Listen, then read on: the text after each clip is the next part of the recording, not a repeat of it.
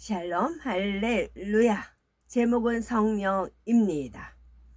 예수님께서는 십자가를 지시기 전에 이미 자신이 고난 받을 것과 제자들 곁을 떠날 것을 말씀하셨지요.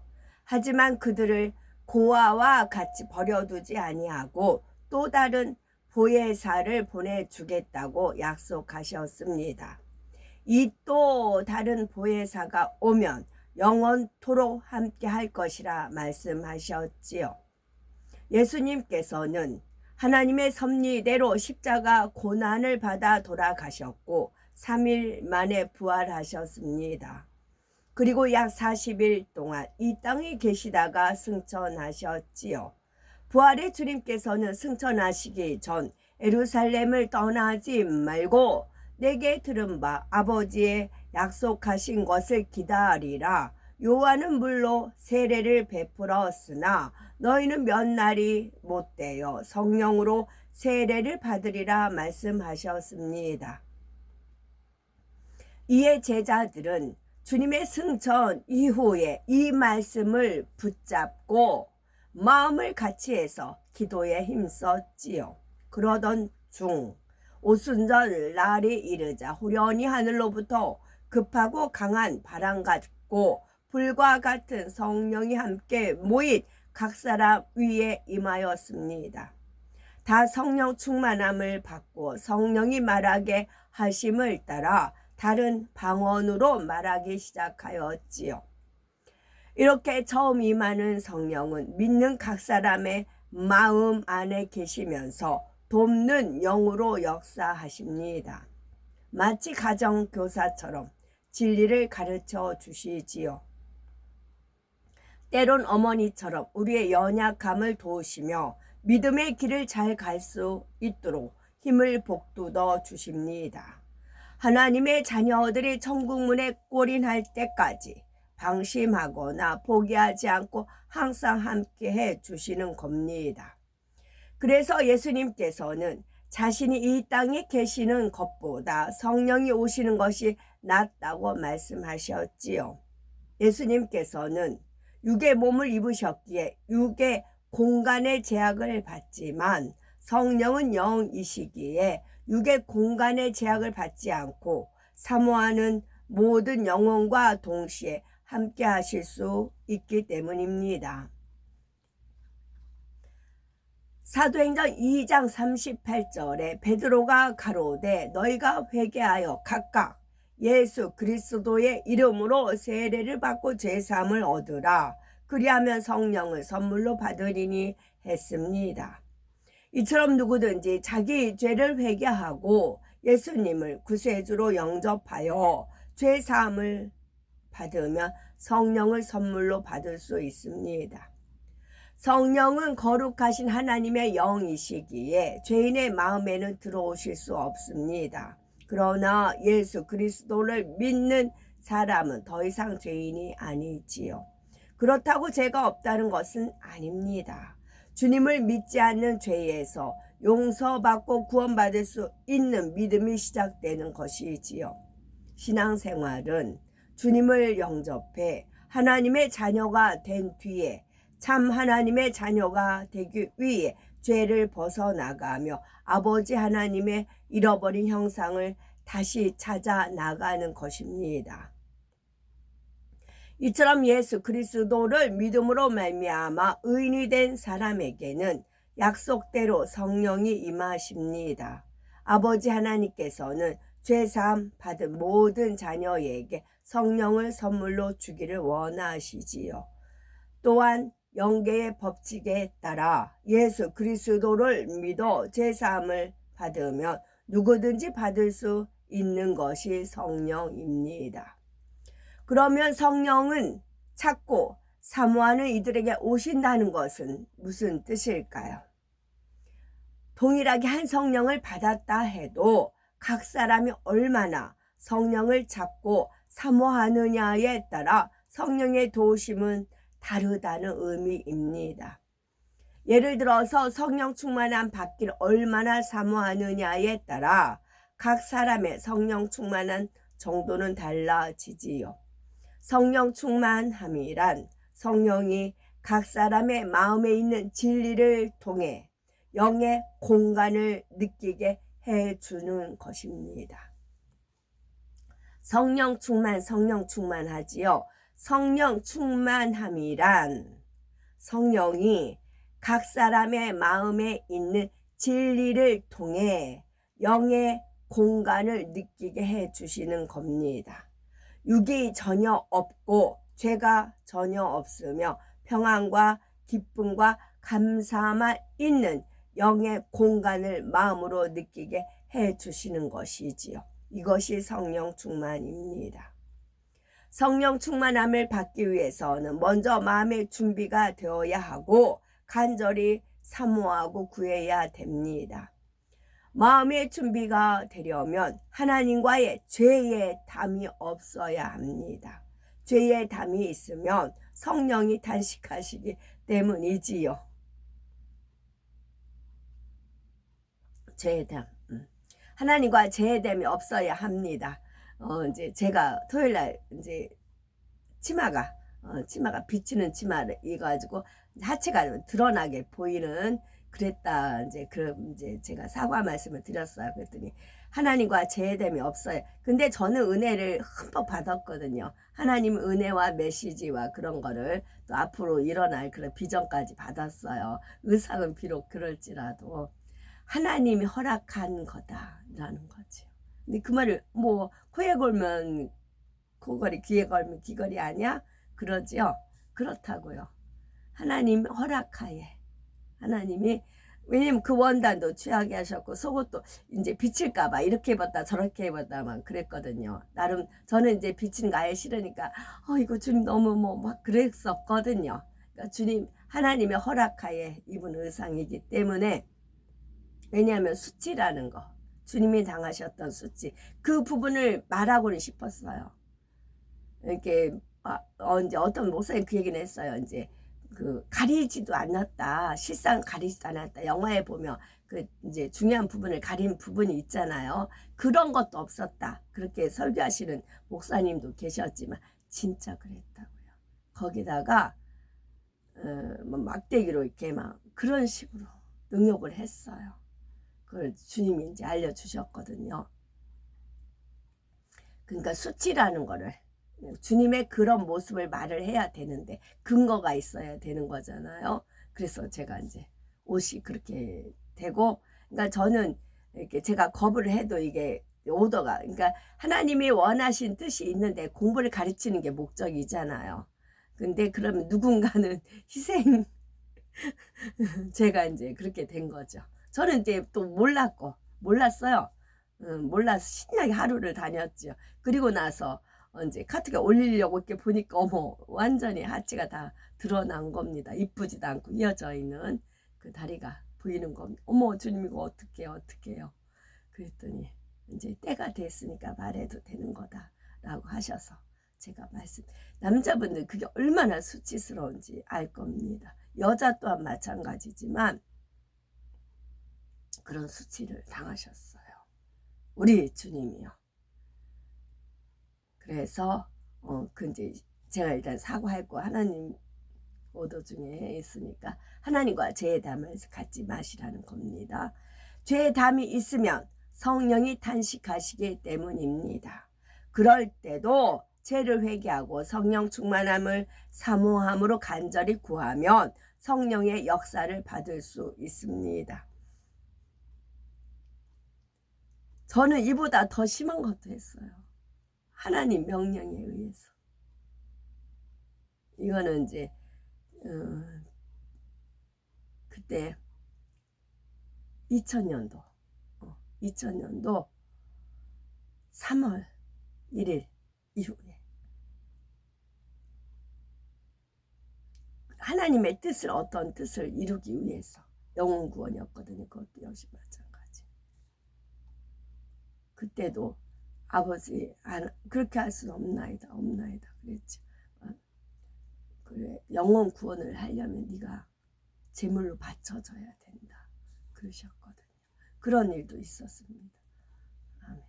그것도 역시 아버지 하나님께서 핑크성에 가시면 제가 그거 말씀드릴게요.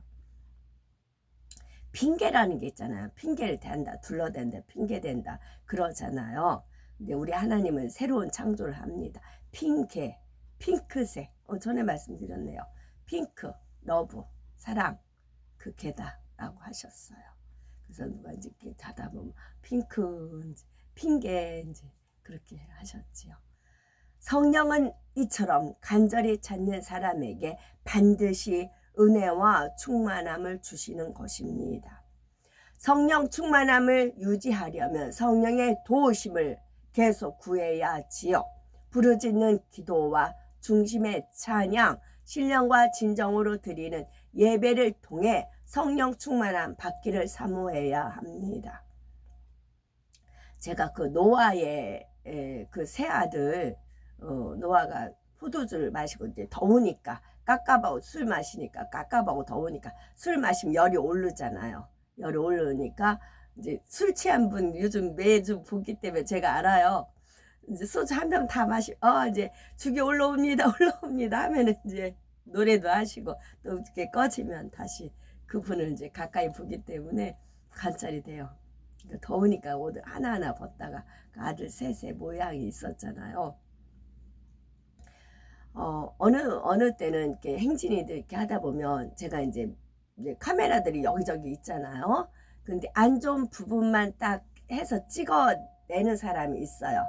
그냥 조심 그렇게 일부러 고의적으로 하는 분 있고, 이분 같은 케이스는 진짜 제가 갈수록 선을 계속 제가 이렇게 감동을 받습니다.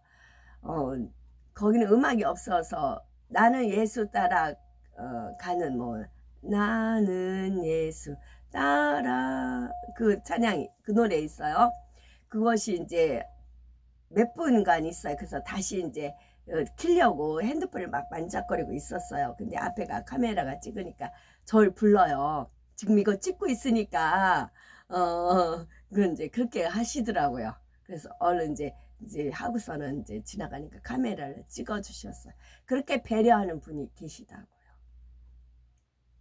누가 뭐진 상관하고 지나가지만 행여나 그래도 이제 핸드폰 보고 막 가는 모습보다는 이제 그렇지 않은 모습이 좋지요. 그렇게 배려를 해주더라고요. 그런 분도 있고, 또 그렇지 않은 면은 이제 안 좋은 면을 막 이 사람 이래 막 하면서 들춰내는 사람이 있고, 그게 수치라고요. 그 사람의 그 사람이 하는 거를 하나님이 수치 세신다고요. 일일이. 그게 오히려 수치다는 거예요. 그러면 처음 성령 받았을 때의 충만함을 잃어버리는 이유는 무엇일까요? 그것은 그만큼 영을 사모하지 않았기 때문입니다.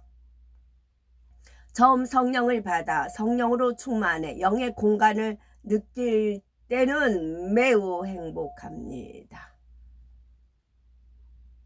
처음 성령을 받아 성령으로 충만했을 때는 영의 공간을 느끼기 때문에 매우 행복합니다. 이것은 하나님께서 영의 맛을 느끼게 해 주시는 것이지요. 그러나 영이 좋은지를 맛보게 해 주시는 것입니다. 얼마나 영이 좋은지를 맛보게 해 주시는 것입니다. 그런데 이후에 더욱 사모함으로 영을 추구해야 하는데 여기서 멈춰버리는 경우가 있지요. 성령의 도우심을 간절히 구하지 않고 예전에 받았던 성령 충만함도 잃어갑니다. 그러면서 영을 추구하던 마음이 다시금 육으로 향하기도 하지요. 정년 천국을 소망한다면 항상 성령의 도우심을 찾고 구해야 됩니다. 지금 성령 충만함을 입고 있다 해도 항상 성령 충만함을 유지할 수 있도록 늘 사모함으로 간절히 기도해야 된다는 것이지요. 성령은 우리가 기도할 수 있는 능력을 주십니다. 물론 내 편에서도 노력을 해야 되지요. 처음엔 잘 되지 않아도 노력해 나가면 미처 생각지 못한 기도 제목들도 성령이 술술 떠올려 주십니다. 이는 성령이 하나님 뜻대로 성도를 위해 늘 간구하라는 것이지요. 내 자신보다 우리에게 더 필요한 것이 무엇인지 잘 알고 계신 분이 성령이시고, 우리 자신보다 더 우리의 영혼이 잘 되기를 바라시는 분이 성령이십니다. 따라서 성령의 도우심을 구하면 얼마든지 기도의 능력을 받을 수가 있지요. 성령은 하나님의 말씀을 들을 때 깨달을 수 있는 능력도 주십니다. 성경은 저자들이 성령의 감동함을 입어 기록을 하였지요. 또한 성령 자체가 진리의 영이시니 성령이 성경에 담긴 하나님의 정확한 뜻을 가장 잘 아십니다. 성령은 우리 마음의 음성이나 주관이나 감동으로 그 뜻과 의미를 깨우쳐 주시지요. 사도행전 2장에 보면 베드로가 구약의 예언을 인용하며 설교하는 장면이 나옵니다. 성령의 임재와 주님의 부활에 관한 언약이 성취되었음을 증거했지요. 이처럼 구약의 예언을 베드로가 깨닫고 담대히 선포할 수 있었던 것이 바로 성령의 능력이라는 것입니다.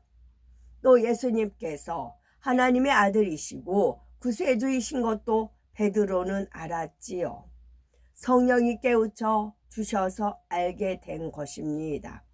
이후로도 베드로와 사도들은 성령이 충만하여 주님의 구원의 도를 담대히 선포했습니다. 그러자 사람들은 베드로와 요한이 기탄 없이 말함을 보고 그 본래 학문 없는 범인으로 알았다가 이상히 여겼다고 했습니다. 성령의 감동함 가운데 말씀을 깨닫기에 가장 좋은 시간은 예배 시간입니다. 신령으로 예배한다는 의미는 바로 성령의 감동함 가운데 예배함으로 하나님의 말씀을 깨닫는다는 것이지요. 이러한 은혜를 입기 위해서 우리 편에서 진정으로 예배에 임해야 하는 겁니다. 바로 마음과 뜻과 정성을 다해 예배에 임할 때 신령한 은혜를 주시는 것이지요. 이처럼 성령은 말씀을 깨닫는 능력도 주시고 때에 따라 적절한 말씀도 떠올려 주십니다. 전도나 신방, 상담할 때 성령은 상대의 심령에 꼭 필요한 말씀을 떠올려 주실 수 있습니다. 이러한 성령의 능력 가운데 일하면 실한 열매를 맺을 수가 있는 것이지요. 이뿐만 아니라 성령이 우리에게 주실 수 있는 능력은 참으로 무한합니다. 선으로 생각할 수 있는 능력도 주시고 죄를 버릴 수 있는 능력도 주시지요. 이처럼 성령의 능력을 받으면 신앙생활이 어렵지가 않습니다. 그러나 성령을 받았어도 성령의 능력을 받지 못함으로 힘들게 신앙생활하는 경우가 있습니다. 비유를 들면 자동차에 기름을 가득 넣고도 자기 힘으로 자동차를 끌고 밀며 가는 것과 같습니다. 그러나 성령의 능력을 받은 사람은 자동차의 엔진을 켜서 신나게 운전하고 가는 것과 같지요. 사람이 혼자서 가기에는 너무 멀고 힘든 길도 짧은 시간에 쉽게 갈 수 있게 하는 것이 바로 성령의 능력입니다. 성령의 역사로 나타나는 은사들이나 권능들은 언급하지 않더라도 이처럼 성령의 능력은 큰 힘이 됩니다. 고린도전서 2장 10절에 오직 하나님이 성령으로 이것을 우리에게 보이셨으니 성령은 모든 것 곧 하나님의 기쁜 것이라도 통달하시느니라 말씀한 대로 성령이 계심으로 인해 하나님의 기쁜 것도 깨닫는 마음이 될 수 있습니다. 하나님의 기쁜 것도 깨닫는 마음이란 곧 영의 마음, 온 영의 마음입니다. 하나님께서는 영이시기 때문에 우리도 영의 마음이 되는 만큼 하나님에 대해 밝게 깨달을 수 있습니다. 육은 썩어지고 변질내고 냄새나고 변하고 없어지고 사라지는 거예요. 영은 변하지 않고 썩지 않고 영원하고 진리고 선이고 사랑이고 그런 게 영이에요. 그러면 우리 마음을 선으로, 우리 마음을 사랑으로, 우리 마음을 진리로 일구는 만큼 하나님 마음을 깨달을 수가 있는 겁니다. 내가 일군 만큼 깨달을 수가 있는 겁니다. 일군다는 것은 지식으로만 아는 게 아니라 지식은 교만케 하고 사랑은 덕을 세웁니다. 내가 그 한 말씀 한 말씀을 행함을 통해서 온전히 내 것이 체질화 된다고 그러잖아요. 그랬을 때 깨달을 수가 있는 겁니다. 내 경험을 통해서 하나님을 만나는 거지. 내가 선을 행하면서 그 선을 통해서 하나님의 선을 깨달을 수 있는 거고, 내가 사랑을 함으로써 그 사랑의 행함을 통해서 하나님의 사랑의 섭리를 깨닫는 것이고, 내가 진리를 알고 행하면서 진리에서 하나님의 그런 은혜와 능력을 맛보아서 깨닫는 겁니다. 내가 나한테 얼마큼 있느냐에 따라 그런 겁니다. 그런데 이처럼 영의 마음으로 바꿔가는 역사는 오직 성령이 계심으로 가능하다는 것이지요. 요한복음 3장 6절에 육으로 난 것은 육이요 성령으로 난 것은 영이니 말씀하셨기 때문입니다. 그러면 어떻게 성령으로 영을 낳을 수가 있을까요? 요한복음 16장 13절에 그러하나 진리의 성령이 오시면 그가 너희를 모든 진리 가운데로 인도하시리니 말씀한 대로 우리 마음에 계신 성령은 항상 우리에게 진리를 깨우쳐 주십니다. 성령의 음성이나 주관으로 하나님께서 원하시는 선한 뜻이 무엇인지 알려주시지요. 그럴 때마다 성령의 음성과 주관에 열심히 순종하면 영의 마음이 될 수가 있습니다. 죄에서 떠나게 되고 빛 가운데 행하게 되지요. 마음에 원래 있던 육의 속성을 벗어내는 것도 오직 성령의 능력으로 가능합니다. 사람에게 속속들이 배어있는 육의 속성들은 사람의 의지와 노력만으로는 벗어지지 않습니다. 물론 사람 편에서도 육을 벗고 영으로 들어가고자 하는 강한 의지로 노력하며 기도해야 되겠지요. 그러나 궁극적으로 육의 속성을 소멸하는 능력은 성령이 가지고 계십니다.